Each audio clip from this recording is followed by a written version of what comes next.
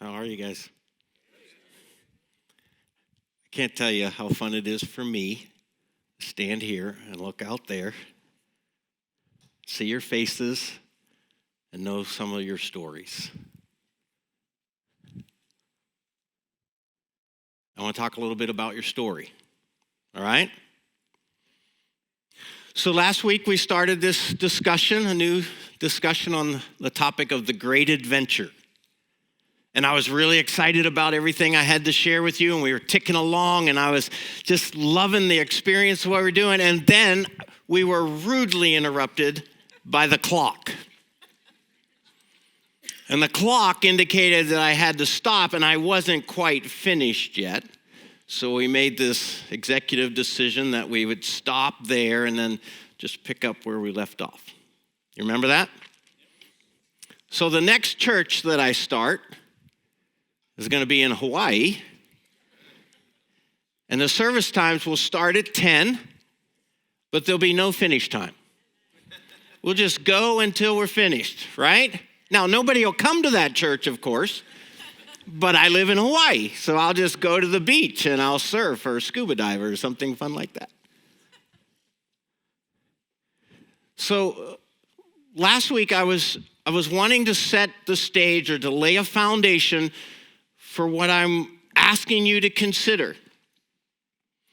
And I began by introducing to you some important things that I'm learning about the way that life works, some things that I've been mulling over now for quite some time, and I'm becoming more and more convinced that the better we understand these basic principles of the way that human life works, the better we're in a position to understand some of how our spiritual journey works.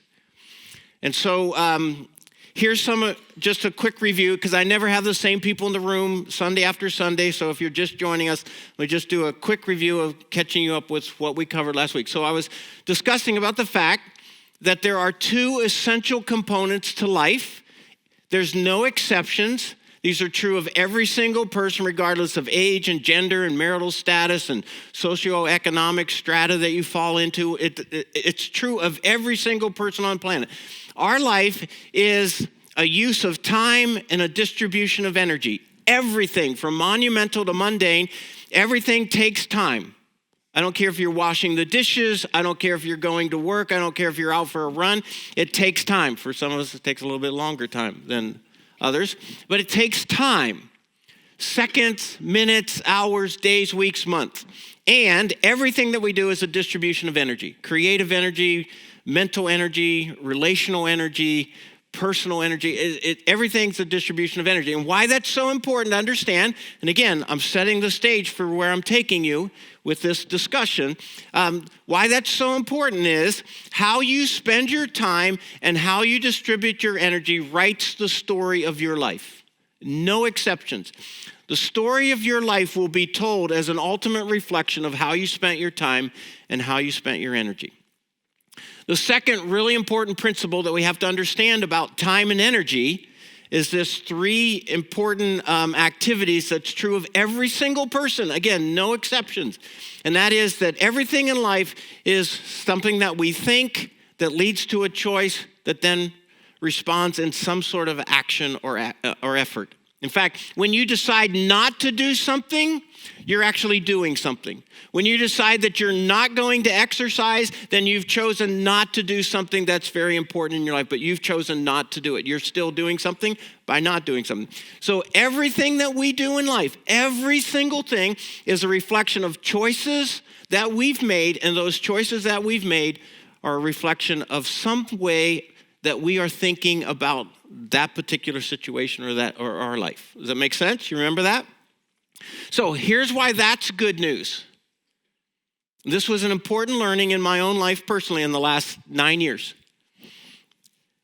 If there's something about my life that is unhealthy, if there's something about my life that's unproductive, if there's something about my life that is unfulfilling, ultimately that's all on me. I could spend the rest of my life blaming other people, which is very popular these days, to blame other people for the problems that we're facing in our life. But ultimately, it comes back to us because it's a reflection of how I've thought, what I've chosen, what I've decided to do. And so why it's so important is that if there's something that's unhealthy, unproductive, or unfulfilling in my life, I can rewrite that story. I can change the script of my life. And the way that I do that is I have to start thinking differently so that I make different choices, and I have to make those different choices with enough consistency that I develop new habits, new ways of going about life, new disciplines, and I can change the way that my life reads. Does that make sense? Okay. I love this verse. I love the book of Proverbs. This is one of my favorite books in the Bible. Book of Proverbs. This is one of my favorite verses in the book of Proverbs because it's so profound in an understanding of life. And the writer says this: as a man or as a woman thinks.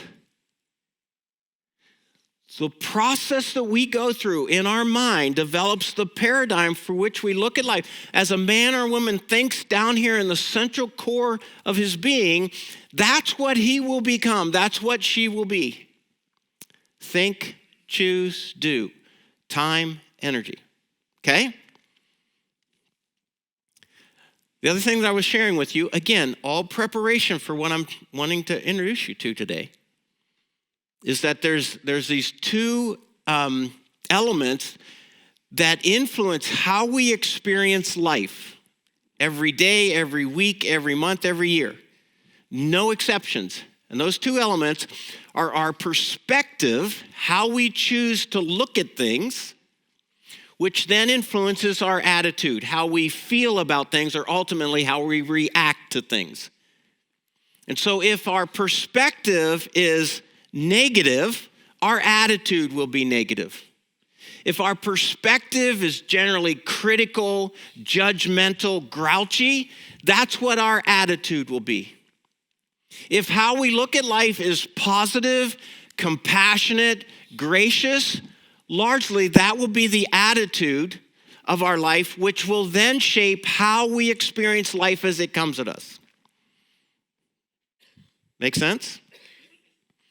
So I believe that time and energy, think, choose, do, perspective and attitude influences every arena of life. Marriage, raising kids, going to work, hobbies and interests, ambitions, finances. But what we're here to talk about is what we call a spiritual journey. Whatever words you use for it, spiritual journey, we're here to talk about Christian life, we're here to talk about following Jesus, we're here to talk about a life of faith. Whatever terms you use as a reference for describing sort of a pursuit of following Jesus and learning about your faith, time and energy, think, choose, do, perspective and attitude comes to bear on that. I'll say it this way: how we look at our spiritual journey determines what becomes of our faith. Does that make sense? So, by way of review from last week, if we look at spiritual journey as just a bunch of obligations, these things that we have to do because it's in the Bible, and if I want to be a good Christian, I got to do these things, and I got to read my Bible, I got to say my prayers, I got to go to church, I got to put money in the offering plate. If you look at spiritual journey as just one big list of obligations, that's what's going to become of your faith. And I'll just tell you, it isn't fulfilling.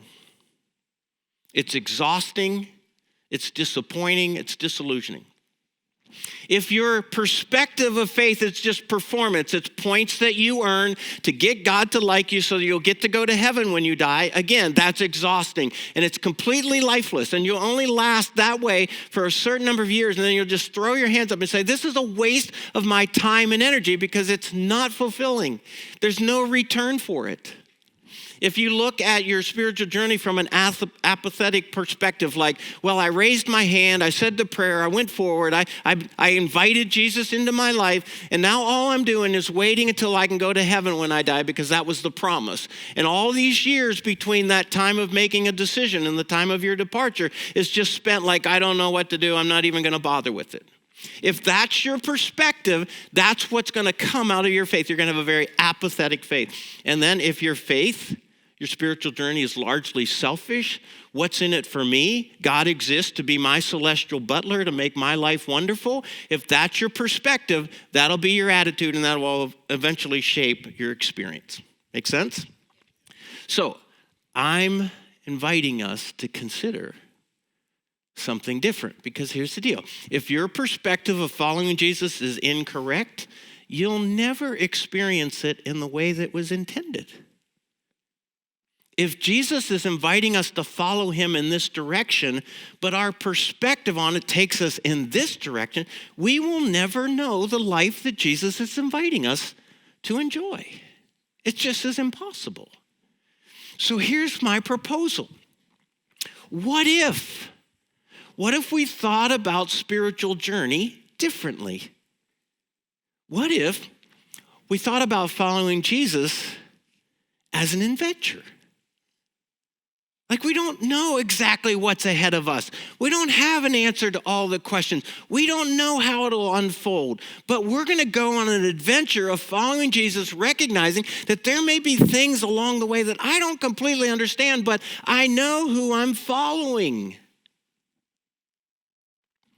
Now, why would I propose the word adventure? Well, because following Jesus, you ready? Following Jesus is an act of faith. It's an act of faith. And here's the deal. Faith by nature is mysterious. It's mysterious, and it's rooted in the realm of impossible. In other words, a life of faith means anything could happen. Faith by nature is unfamiliar. To go on an adventure of following Jesus, we may find ourselves in territories like, I've never been here before. Faith by nature is uncomfortable. I don't even really like where I am, but I'm on an adventure. Faith by nature is risky. Jesus may take us in places or ask us to do things that may be incredibly risky, particularly in relationship to a larger world that hasn't made a decision to follow Jesus. So what if we could go into following Jesus becoming a little bit more comfortable with maybe being in unfamiliar territory, not having all of the answers, not knowing all the details, being a little bit of outside of what's comfortable for us, and to embrace what comes with risk, because what often comes with risk is reward that you can't discover otherwise. All right, so here's where we had to stop last week. There's a passage in the Gospels where Jesus makes a particularly interesting statement. And I want us to take a look at it. It's found in John chapter 10. Jesus said, "Very truly I tell you." Whenever Jesus starts something with "very truly I tell you," that's intended for us to sit up and take notice. Now, anytime Jesus speaks, we should sit up and take notice. But he's saying, this is particularly important. Like, if you're going to miss anything, don't miss this one. "Very truly I tell you, I am the gate for the sheep." What?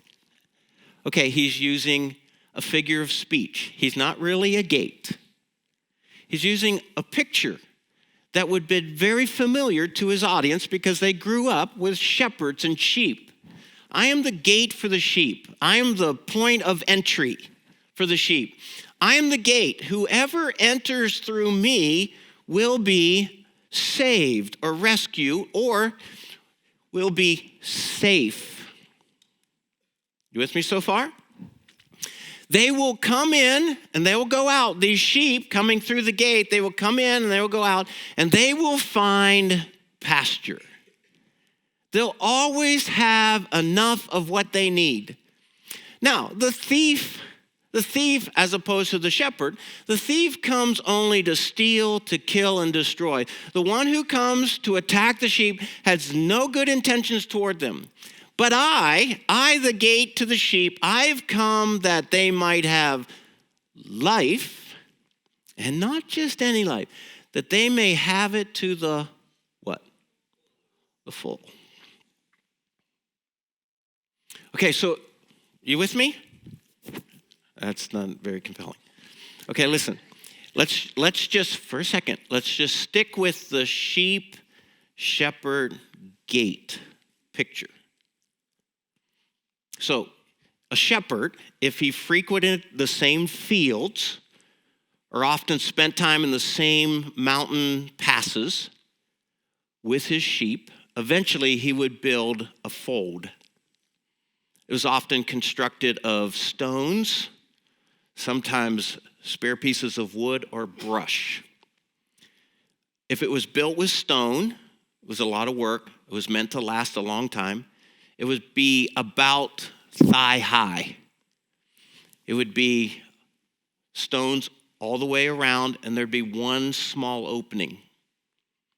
In fact, there was a practice amongst the shepherds as they would take their staff, they would lay it across this opening in the structure. And as the sheep came in for the night, they would count them. 1, 2, 3. That's how we get the parable of the lost sheep.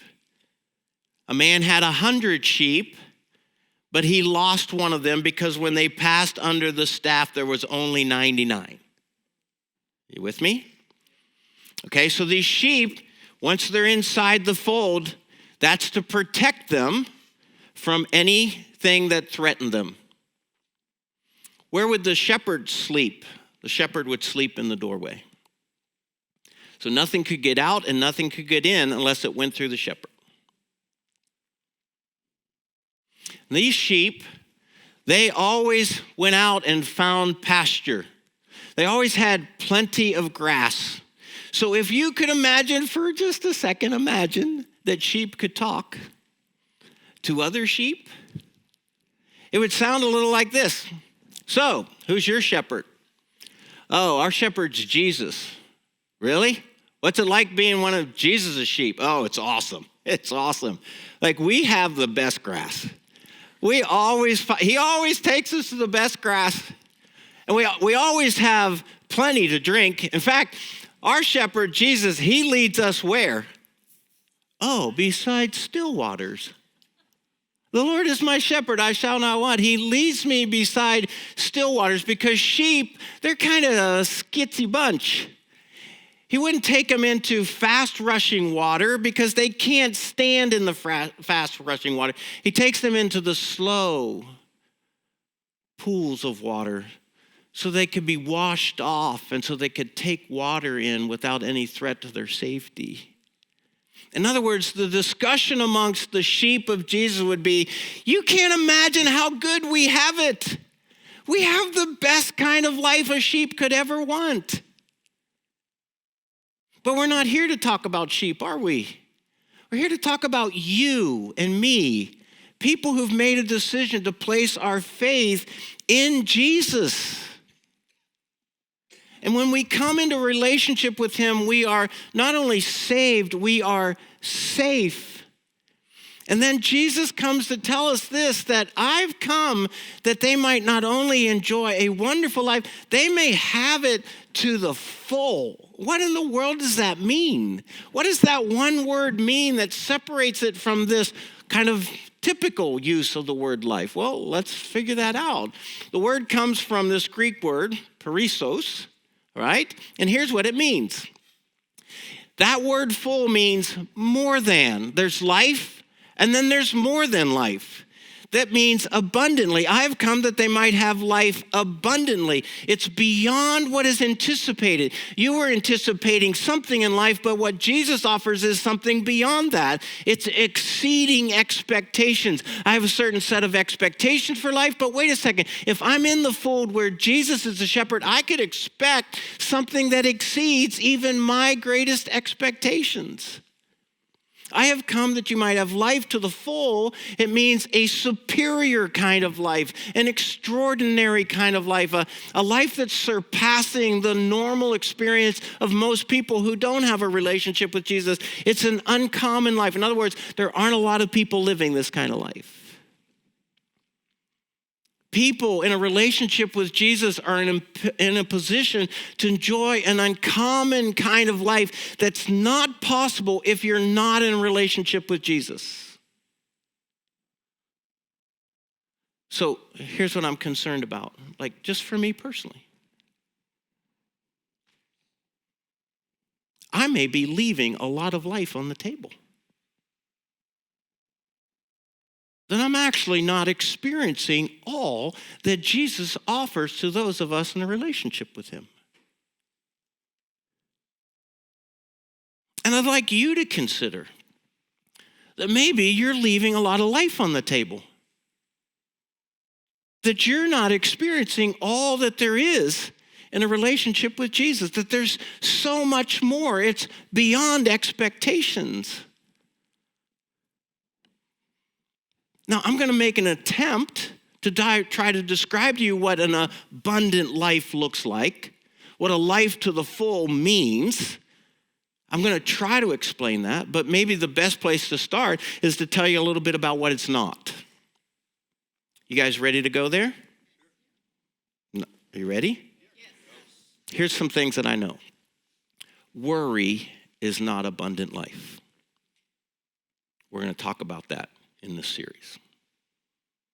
If your life is consumed by worry, you're not living life to the full in a relationship with Jesus.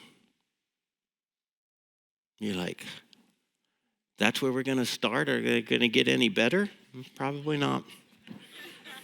Greed. Greed is not abundant life. If your life is consumed in pursuing the almighty dollar and all of the comforts and conveniences it buys, you are not living the abundant life. You're missing out. You're leaving life on the table. Unforgiveness is not abundant life. We're going to talk about that next week.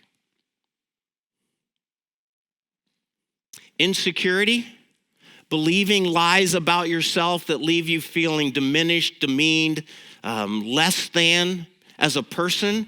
You're not living an abundant life in your insecurities. Addiction is not abundant life. It's not what Jesus has for you. There's so much more than living a life controlled by some kind of substance or behavior. Control is not the abundant life. If you're in a position where you always feel like you have to manipulate, make people do what you want them to do and behave the way that you want them to behave, I'll just tell you, that's not an abundant life. And boring is not an abundant life. I'll just go on record as saying, if your Christian life is boring, you're missing out. Something's not right. Because Jesus said, I've come that you might have life and that you might have it abundantly. So here's what I'm just proposing, okay? I can't make you guys do anything. I've learned that a long time ago. I can't make you do anything. I can invite you to consider something. What if in the year 2022, we took a spirit of let the adventure begin? I'm willing to go on an adventure, Paul. I'm willing to drop some of my need to control and have all the answers and everything go my way. I'm willing to go on an adventure. For just 12 months, would you be willing to go on an adventure with me? Thank you. Thank you. What I've found is that some people, they love adventure and they run toward it, and some people, they run away from it. So here's what I want you to ask yourself. Which one are you? Are you the person that runs toward adventure, or do you run away from it? And which one would you like to be? So, it's a little movie reference, okay? We'll see if any of you get it. You ready? What's the first rule of Fight Club? You don't talk about Fight Club. What's the second rule of Fight Club? You don't talk about Fight Club. Do you know what the first rule of adventure is? The first rule of adventure is adventure always happens outside your comfort zone. It always happens outside your comfort zone. Now, I'm gonna share with you one of the most profound teaching observations that you've ever experienced. You ready? You ready? I worked for weeks on this. Outside your comfort zone is by nature uncomfortable. Yeah. So here's the deal. If you prefer being comfortable, you can't go on adventures. Because adventures are uncomfortable by nature. It's not how we would often prefer to feel. Adventures by nature are unusual. They're different from how we typically go about our life. Adventures are unfamiliar. They're things we've never done before. They're brand new.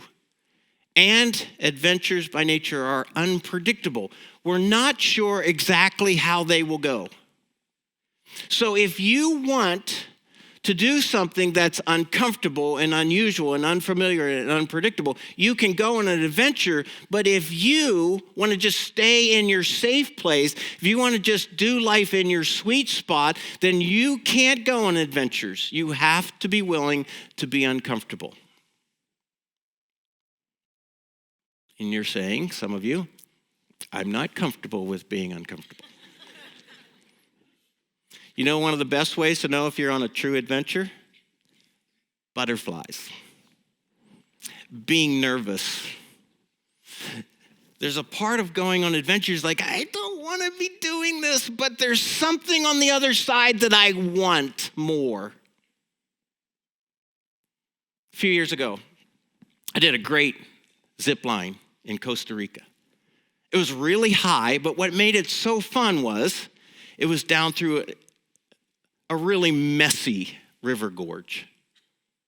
Way up, and you're looking down, was nothing but these enormous boulders in this fast-moving water. And I'm standing on the platform, all hooked in, and I have the thought,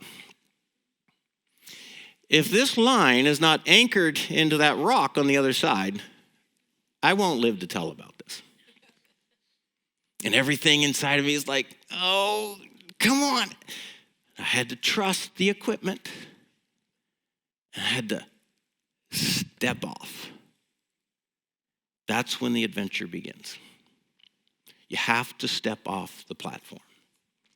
If you're not feeling a certain level of apprehension and reluctance and resistance, are you really on an adventure? John Ortberg says this, a decision to grow always involves a choice between risk and comfort.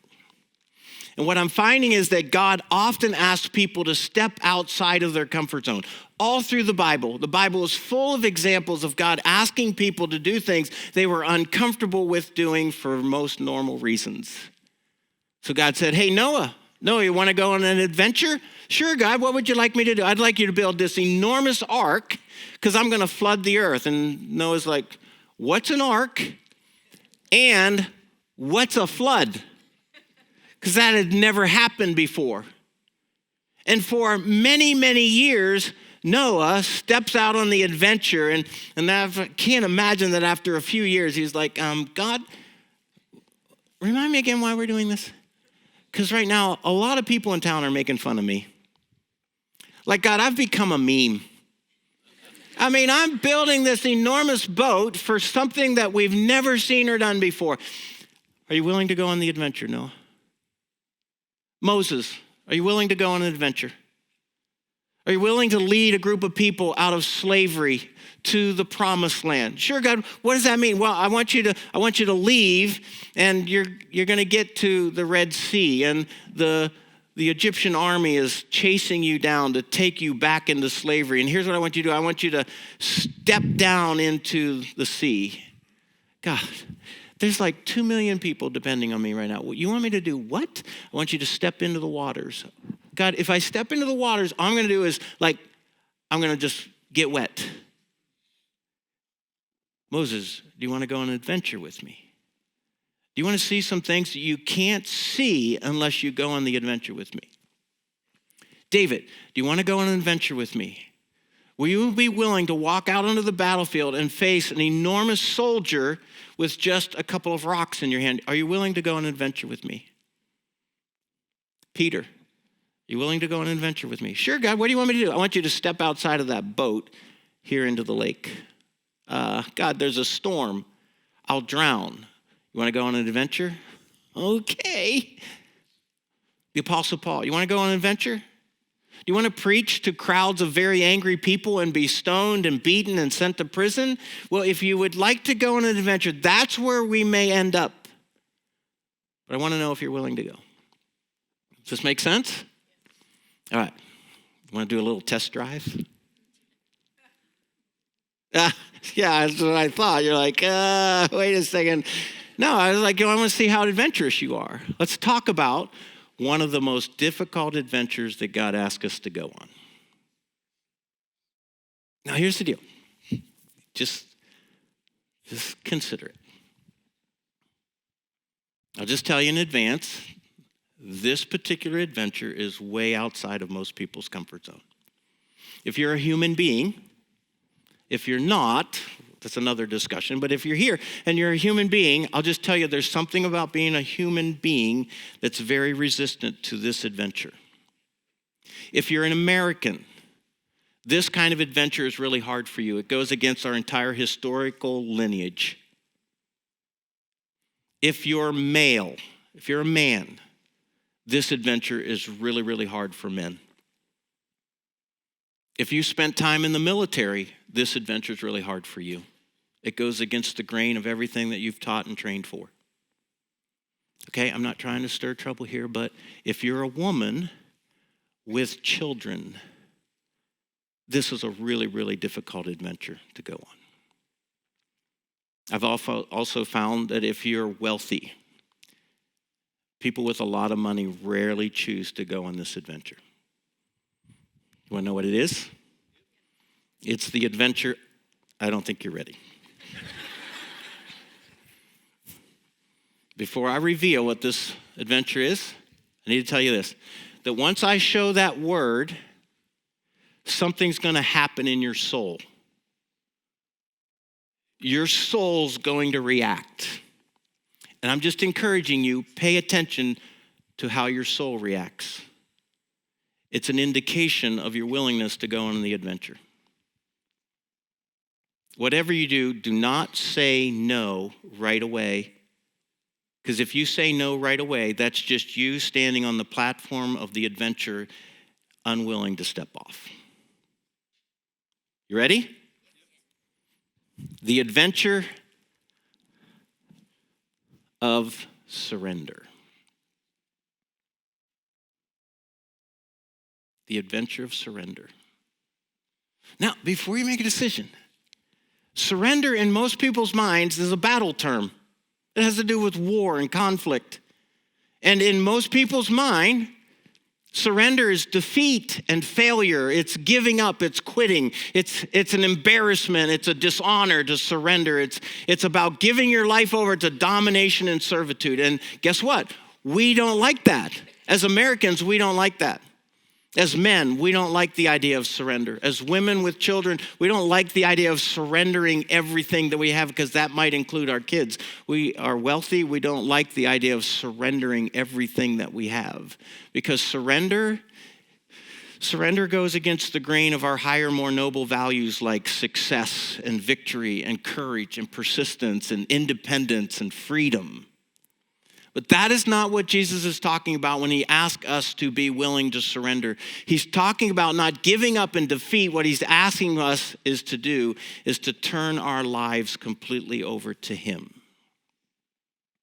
Everything about our lives. Turning our marriage over to him, turning our parenting over to him, turning our money over to him, turning our career over to him, turning our health over to him, turning our world and how we relate to it over to him, to give God complete surrender of our lives. Are you willing to go on that adventure? Surrender is about turning over the control. Who's in charge of your life? It's about giving up authority for your own life and letting God be the sole authority in your life.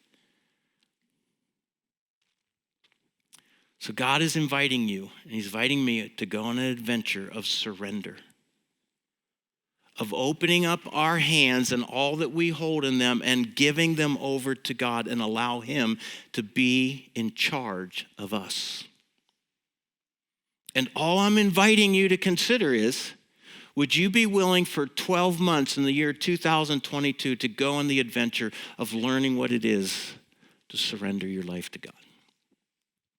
To turn everything that you want, that you desire, that you crave, to turn it over to his plans, his purposes, his direction.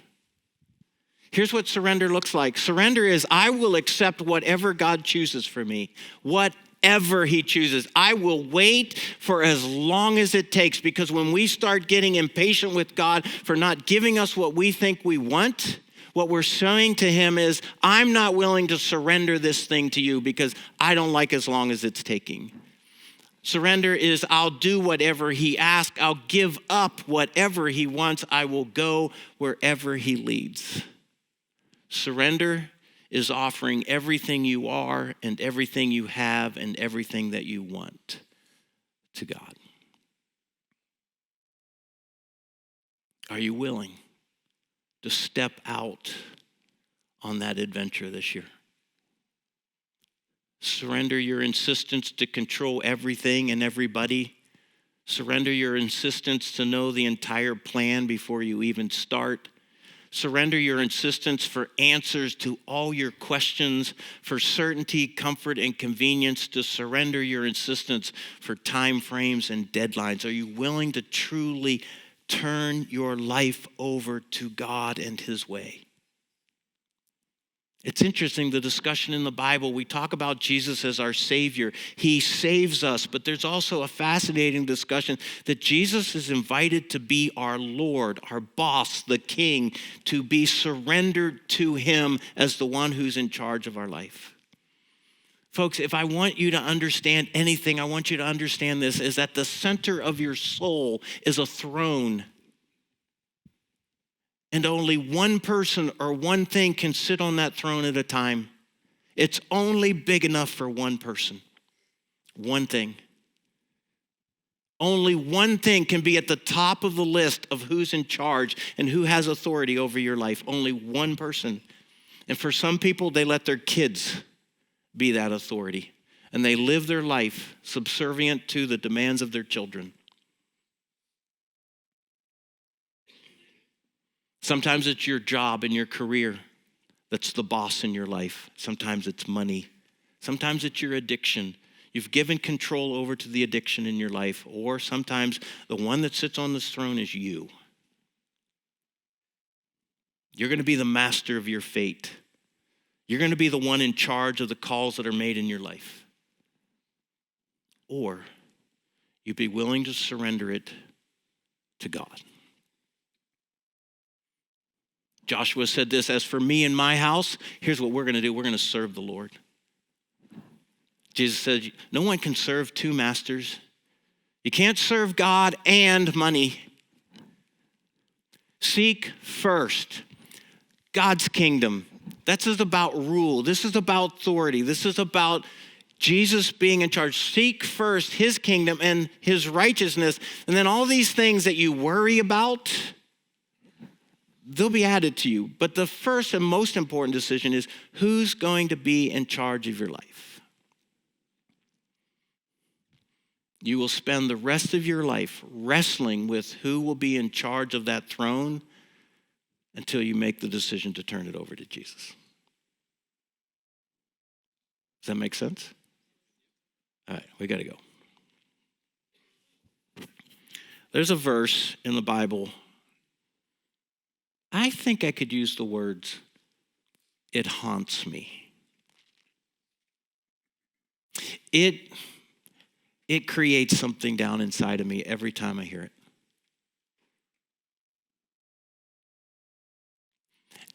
And honestly, I'd like it to haunt you so that I don't have to be alone. And this verse is this.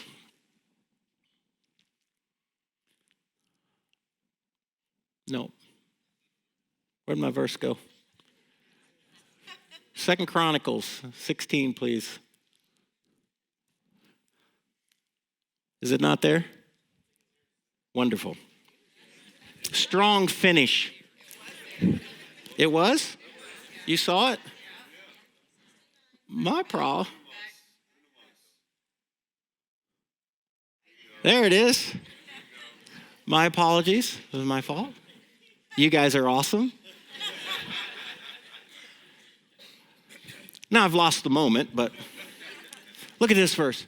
The eyes of God, they range throughout the earth to strengthen those whose hearts are fully committed to him.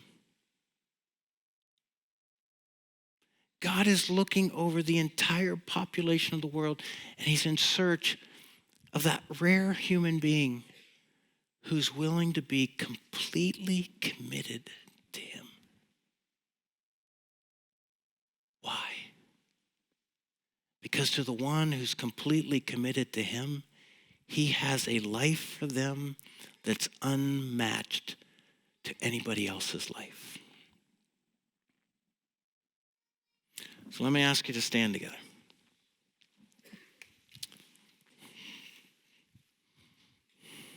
I'm going to ask you to close your eyes here in a second. I'll give you 3 options. You choose the one that's most comfortable for your sense of adventure for surrender right now. You can keep your hands to your side and kind of do this. I'm about this surrendered to you right now, God. Or you can do this. I'm just opening my hands and I'm putting my life out there. I don't know what this means. I don't know where this will take me, but I'm willing this much. Or maybe you'd say, God, I'm going on the adventure. This year I will be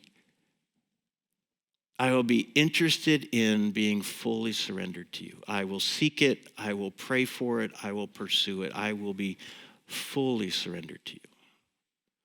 So with your eyes closed, you take the posture that best reflects your heart with where you are right now. Don't be ashamed for what you might choose. Just be honest. Our Father in heaven, you have invited us on an adventure called surrender.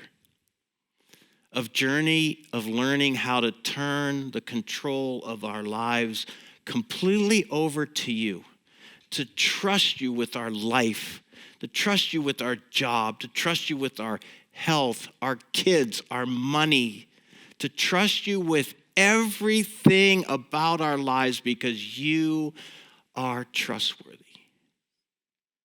God, there's so much in our spirit that wrestles and fights against turning the control of our lives over to someone else.